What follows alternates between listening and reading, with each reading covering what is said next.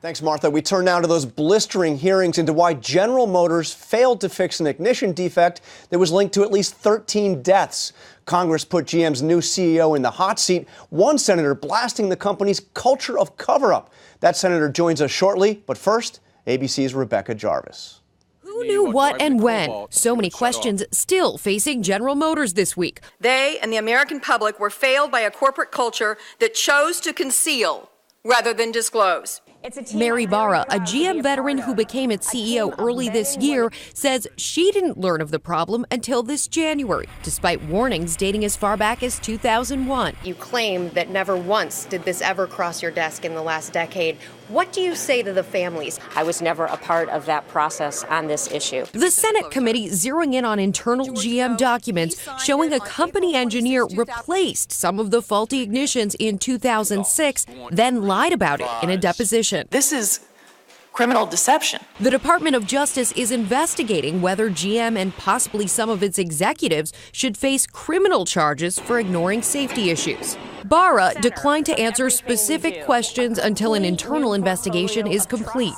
If there were decisions made by individuals that were inappropriate, we will take steps up to and including termination. GM has recalled 2.6 million cars for ignition problems since February, but many of those cars are still on the road. For families, the lack of answers is a disappointment. It is clear that GM is only concerned with their bottom line and not the safety of our loved ones. Many are outraged that GM could legally be off the hook for accidents that occurred before its 2009 bankruptcy, though the Justice Department says it is now re-examining those bankruptcy filings for any signs of fraud. For This Week, Rebecca Jarvis, ABC News, Washington. Last night, even SNL took a shot at the GM CEO. Ms. Barra, when did you first find out about the ignition problem? That's part of our investigation. So you don't know when you knew?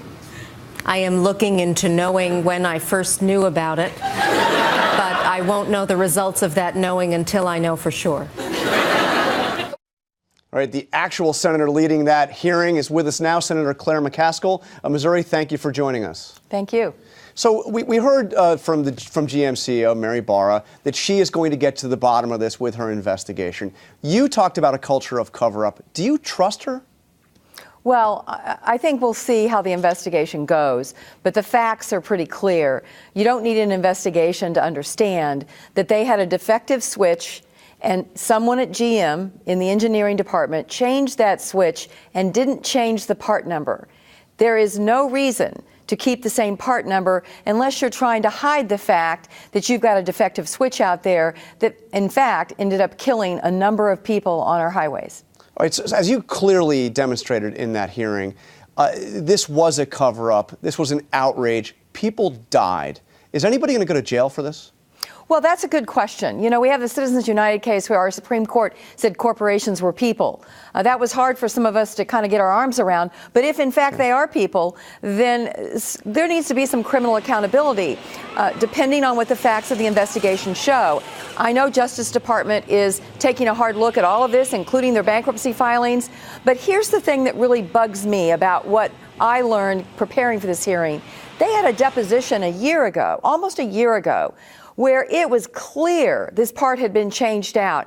And this company did nothing between April of last year and January and February of this year. What were they doing for all those months? Why didn't they report this to the federal regulators? The notion that somehow the executive offices had no idea that these lawyers and engineers had dropped a bombshell on them, frankly, just strains believability. Well, let me ask you about those government regulators and those executive offices. Of course, government regulators knew about this for various degree going back several years.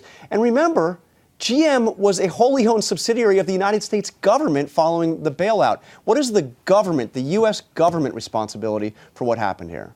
Well, I think a lot of this depends on when the knowledge that we know the engineers had was in fact transferred up the chain. And that's what these investigations will show. It is possible that these engineers were so interested in covering themselves especially this Mr. Ray DiGiorgio, who perjured himself a number of times in his deposition. He lied over and over again, because afterwards we found the document where he signed off on the changes, a document which was never given to the lawyers in that case, by the way.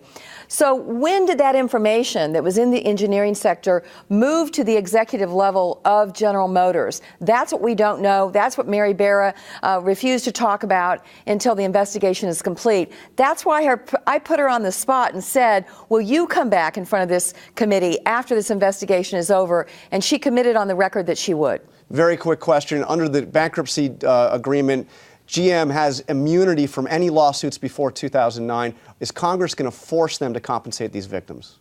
Well, I think this is a real moment of truth for General Motors.